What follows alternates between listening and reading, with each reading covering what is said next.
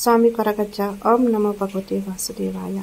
ನಿಮ್ಮ ಜೀವನದಲ್ಲಿರುವಂತಹ ನಿಮ್ಮ ವ್ಯಕ್ತಿ ಏನು ಭಾವನೆಯನ್ನು ತೋರ್ಪಡಿಸ್ತಾ ಇದ್ದಾರೆ, ಅವರ ಮನಸ್ಸಿನಲ್ಲಿ ಏನಾಗ್ತಾ ಉಂಟು, ಕರೆಂಟ್ ಸಿಚುವೇಶನ್ ಹೇಗುಂಟು ಅಂತ ನೋಡುವ.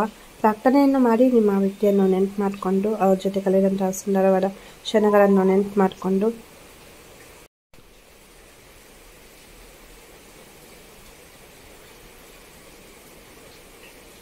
ಇಲ್ಲಿ ಕರೆಂಟ್ ಸಿಚುವೇಶನ್ಸ್ ಅಷ್ಟು ಚೆನ್ನಾಗಿ ಇಲ್ಲ. ಏನೋ ಒಂದು ನಿಮ್ಮ ಮಧ್ಯೆ ಜಗಳ ಆಗಿರ್ಬೋದು ಅಥವಾ ನಂಬರ್ ಬ್ಲಾಕ್ ಮಾಡಿರ್ಬೋದು. ಥರ್ಡ್ ಪಾರ್ಟಿ ಸಿಚುವೇಶನ್ಸ್ ಕೂಡ ಉಂಟು. ಥರ್ಡ್ ಪಾರ್ಟಿ ಅಂದ ತಕ್ಷಣ ಬೇರೆ ಹುಡುಗ ಹುಡುಗಿ ಅಂತಲೂ ಬರುತ್ತೆ. ಹಾಗೇನೆ ಜಾಬ್ ಇರ್ಬೋದು, ಕೆರಿಯರ್ ಇರ್ಬೋದು, ಮದರ್ ಇಶ್ಯೂ ಇರ್ಬೋದು, ಫಾದರ್ ಇಶ್ಯೂನೂ ಇರ್ಬೋದು. ನಿಮ್ಮಿಂದ ಅವರು ತುಂಬ ದೂರ ಆಗ್ತಾ ಇದ್ದಾರೆ ಅಥವಾ ದೂರ ಆಗಿರ್ಬೋದು. ಆಲ್ರೆಡಿ ಅವರು ನಿಮ್ಮನ್ನು ಅವಾಯ್ಡ್ ಮಾಡ್ತಾ ಇದ್ದಾರೆ. ಇಲ್ಲಿ ನಿಮ್ಮ ಮಾತಿಗೆ ಯಾವುದೇ ಒಂದು ಅವರು ಭಾವನೆಯನ್ನು ವ್ಯಕ್ತಪಡಿಸದೇ ಇರ್ಬೋದು. ನಿಮ್ಮಿಬ್ಬರ ಮಧ್ಯೆ ಮಿಸ್ಅಂಡರ್ಸ್ಟ್ಯಾಂಡಿಂಗ್ ಮಾಡ್ಕೊಂಡಿದ್ದಾರೆ ಅವರು. ಏನೋ ಒಂದು ವಿಷಯಕ್ಕೆ ಅವರಿಗೆ ಅಂದರೆ ಸಿಟ್ಟು ಮಾಡ್ಕೊಂಡಿದ್ದಾರೆ. ನಿಮ್ಮಿಬ್ಬರ ಮಧ್ಯೆ ಜಗಳ ಆಗಿರ್ಬೋದು. ಈ ಪ್ರೀತಿ ಮುಂಚಿನ ಥರ ಇಲ್ಲ ಅಂತ ನೀವು ಪದೇ ಪದೇ ಆ ವ್ಯಕ್ತಿ ಜೊತೆ ಕೇಳ್ತಾ ಇರ್ಬೋದು. ಬಟ್ ಅವರು ಅದರ ಬಗ್ಗೆ ಯಾವುದೇ ಒಂದು ರಿಪ್ಲೈ ಕೊಡಲಿಕ್ಕೆ ರೆಡಿ ಇಲ್ಲ. ಮುಂಚೆ ನಿಮ್ಮ ಜೊತೆ ತುಂಬ ಚೆನ್ನಾಗಿ ಮುದ್ದಾಗಿ ತುಂಬ ಪ್ರೀತಿ ಕಾಳಜಿಯಿಂದ ಮಾತನಾಡ್ತಾ ಇದ್ರು. ಆವಾಗ ತುಂಬ ಚೆನ್ನಾಗಿತ್ತು ರಿಲೇಷನ್ಶಿಪ್ಪು. ಬಟ್ ಇವಾಗ ಎಲ್ಲನೂ ಅದಲ್ ಬದಲಾಗಿದೆ. ಮುಂಚಿನ ಪ್ರೀತಿಯನ್ನು ನೀವು ಇಲ್ಲಿ ಎಕ್ಸ್ಪೆಕ್ಟ್ ಮಾಡಲಿಕ್ಕೆ ಸಾಧ್ಯ ಇಲ್ಲದ ಪರಿಸ್ಥಿತಿ. ನಿಮ್ಮ ವ್ಯಕ್ತಿ ಈ ರೀತಿ ಚೇಂಜ್ ಆಗಿದ್ದರಿಂದ ನಿಮಗೆ ತುಂಬಾ ನೋವಾಗಿದೆ, ತುಂಬ ಕಣ್ಣೀರು ಹಾಕ್ತಾ ಇದ್ದೀರಾ. ಬಟ್ ಇಲ್ಲಿ ಒಂದು ವಿಷಯ ಕ್ಲಾರಿಫೈ ಮಾಡೋದಂದರೆ, ಅವರಿಗೆ ನಿಮ್ಮಿಂದ ಏನೋ ಒಂದು ನೋವಾಗಿದೆ ಅಥವಾ ನೋವಾಗುವ ಥರ ಘಟನೆ ಆಗಿರ್ಬೋದು. ಅವ್ರು ಯಾರ ಜೊತೆನೂ ಮಾತನಾಡಬೇಡ ಅಂತ ಹೇಳಿರ್ಬೋದು ಅಥವಾ ನೀವು ಅವರ ನಿರ್ಧಾರಕ್ಕೆ ತದ್ವಿರುದ್ಧವಾಗಿ ನಡೆದುಕೊಂಡಿರ್ಬೋದು. ಸೊ ಹಾಗಾಗಿ ಇಲ್ಲಿ ತುಂಬ ಅತಿಯಾಗಿ ಪ್ರೀತಿ ಮಾಡಿದವರ ಮಿಡ್ಲಲ್ಲಿ ಕೂಡ ಕೆಲವೊಂದು ಸಲ ಸಣ್ಣ ವಿಷಯಕ್ಕೂ ಸಲ ಮನಸ್ತಾಪಗಳು ಬರುತ್ತೆ. ನಿಮ್ಮನ್ನು ಅವ್ರು ತುಂಬ ನೆಗ್ಲೆಕ್ಟ್ ಮಾಡ್ತಾ ಇದ್ದಾರೆ, ನಿಮ್ಮ ಮೇಲೆ ಪ್ರೀತಿ ಇಲ್ಲ ಅಂತ ನೀವು ಅಂದ್ಕೊಳ್ತಾ ಇರ್ಬೋದು. ಬಟ್ ಇಲ್ಲಿ ಥರ್ಡ್ ಪಾರ್ಟಿ ಸಮಸ್ಯೆನೂ ಉಂಟು. ಹಾಗಾಗಿ ಇಲ್ಲಿ ತುಂಬ ನೋವಿದೆ. ರಿಲೇಷನ್ಶಿಪ್ಪಲ್ಲಿ ತುಂಬ ಪೇನ್ ಉಂಟು. ನಿಮ್ಮ ವ್ಯಕ್ತಿ ನಿಮ್ಮಿಂದ ದೂರ ಇರಬಹುದು. ಅವರು ಹತ್ತಿರ ಇದ್ರೂ ಮುಂಚಿನ ಥರ ಇಲ್ಲದೇ ಇರ್ಬೋದು. ಪ್ರೀತಿ, ಕಾಳಜಿ, ಕೇರ್ ಯಾವುದನ್ನು ತೋರಿಸದೇ ಇರ್ಬೋದು. ನನ್ನ ಹುಡುಗಿ, ನನ್ನ ಹುಡುಗ, ನನ್ನವರು ಅನ್ನುವ ಭಾವನೆ ಅವರಲ್ಲಿ ಇತ್ತೀಚೆಗೆ ಯಾಕೋ ಕಾಣೆ ಆದ ಥರ ಉಂಟು. ಅವರ ಭಾವನೆಯೇ ಹೇಳ್ತಾ ಇಲ್ಲ ನಿಮಗೆ ಅವರಿಗೆ ಅಂದರೆ ನಿಮ್ಮ ಮೇಲೆ ಪ್ರೀತಿ ಉಂಟಂತ. ಆ ಥರ ಆಗಿದೆ ಈ ಸಿಚುವೇಶನ್.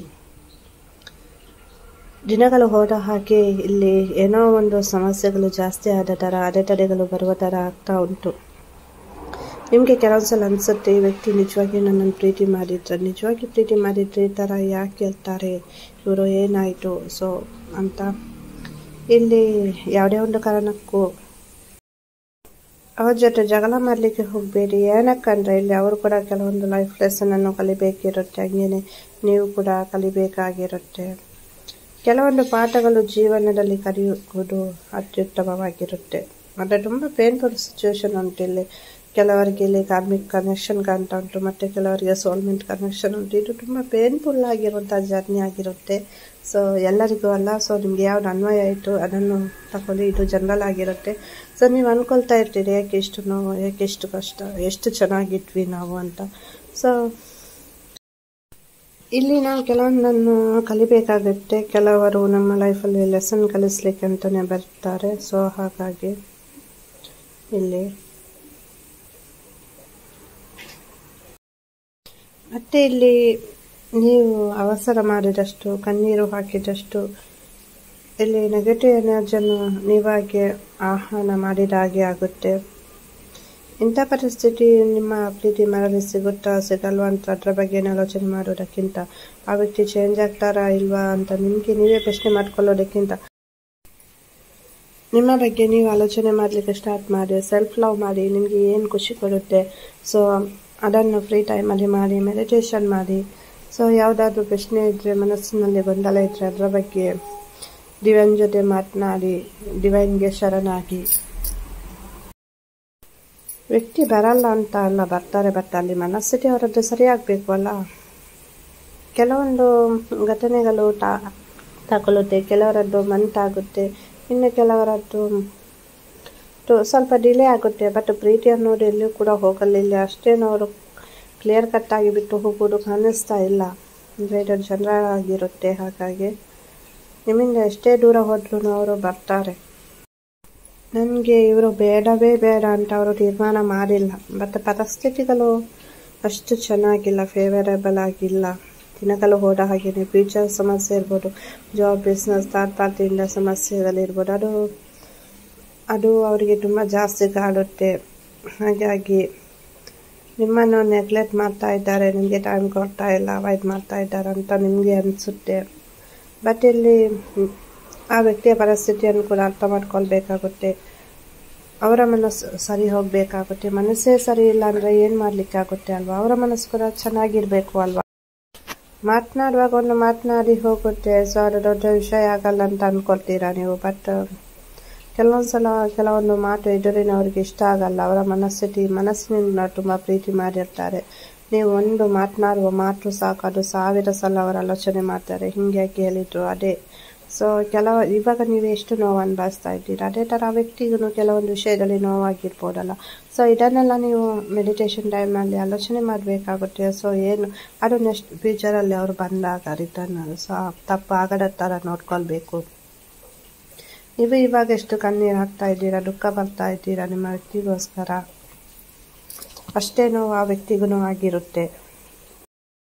ತಾಳ್ಮೆಯಿಂದಿರಿ. ಒಂದು ಡಿವೈನ್ ಟೈಮಲ್ಲಿ ನಿಮ್ಮಿಬ್ಬರ ರೀಯೂನಿಯನ್ ಆಗುತ್ತೆ. ಏನೇ ಒಂದು ಮಾತುಕತೆ ಆಗಿದ್ರು ಸರಿಯಾಗಿ ಮಾತನಾಡ್ತಾ ಇಲ್ಲ ಅನ್ನೋನು ಅದು ಕೂಡ ಸಮಸ್ಯೆ ಕ್ಲಿಯರ್ ಆಗುತ್ತೆ. ಅಂದರೆ ಇಲ್ಲಿ ಒಂದು ದೇವರ ನೀವು ನಂಬುವಂತಹ ಶಕ್ತಿಯದ್ದಿರ್ಬೋದು, ದೇವಿಯದ್ದಿರ್ಬೋದು, ಅನುಗ್ರಹ ಅನ್ನೋದು ನಿಮಗೆ ಸಂಪೂರ್ಣವಾಗಿ ಉಂಟು. ಮತ್ತು ಇಲ್ಲಿ ಒಂದು ವಿಷಯವನ್ನು ಗಮನಿಸುವುದಾದರೆ, ಇಲ್ಲಿ ಒಂದು ಸಂಪೂರ್ಣವಾಗಿ ಚೇಂಜಸ್ ಅನ್ನೋದು ಬರುತ್ತೆ. ಮತ್ತು ನಿಮ್ಮ ವ್ಯಕ್ತಿಯ ಸ್ವಾತಂತ್ರ್ಯವನ್ನು ಎಲ್ಲೋ ಒಂದು ಕಡೆ ನೀವು ಅವರನ್ನು ತರಿತಾ ಇದ್ದೀರಾ. ಅದು ಮಾಡಬೇಡ, ಇದು ಮಾಡಬೇಡ. ಸೊ ಅದು ಅವರಿಗೆ ಇಷ್ಟ ಆಗಲ್ಲ. ಕೆಲವರು ಸ್ವತಂತ್ರವಾಗಿರಲಿಕ್ಕೆ ಬಯಸ್ತಾರೆ. ಇವರ ಪ್ರೀತಿ ನನ್ನನ್ನು ಯಾವುದೇ ಒಂದು ಕಾರಣಕ್ಕೂ ಕಟ್ಟಿ ಹಾಕಬಾರ್ದು. ಈ ಪ್ರೀತಿ ನನಗೆ ಸ್ವತಂತ್ರವನ್ನು ನೀಡಬೇಕು, ನಾನಾಗಿರ್ಲಿಕ್ಕೇನೆ ಇಷ್ಟಪಡ್ತೇನೆ ಅನ್ನುವ ಮನಸ್ಥಿತಿ ನಿಮ್ಮ ವ್ಯಕ್ತಿಯದ್ದು.